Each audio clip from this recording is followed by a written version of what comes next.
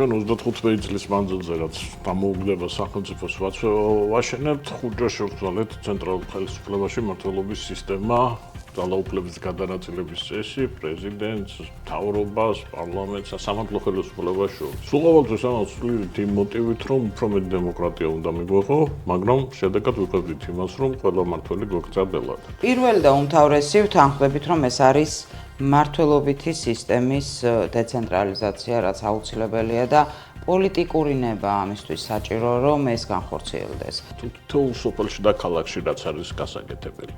გარე განათება, გზა, წყალი, ყველაფერი ამაზე ცენტრალურმა ხელისუფლებამ უნდა მოგწეს ფული. იქნება სისტემა, როდესაც ძალაუფლება მთელი ყველაფერი არის თავმოყრილი ერთი კაცის და ვიწრო ჯგუფის ხელში, ვისაც რისი გაკეთება მოუნდება, დამოკიდებული არის ამ ვიწრო ჯგუფის და მმართველი პარტიის ნებაზე, ანუ შენ იძულებული ხარ ლოიალური იყო მის მიმართ და თუ ლოიალური არ ხარ, შენ ხარ მუდმივი შიშის ქვეშ იმისა, რომ შენ ამის გამო დაიჟებ. ამ ქვეყანაშიც და მსოფლიო პრაქტიკამაც აჩვენა ძალიან მარტივი.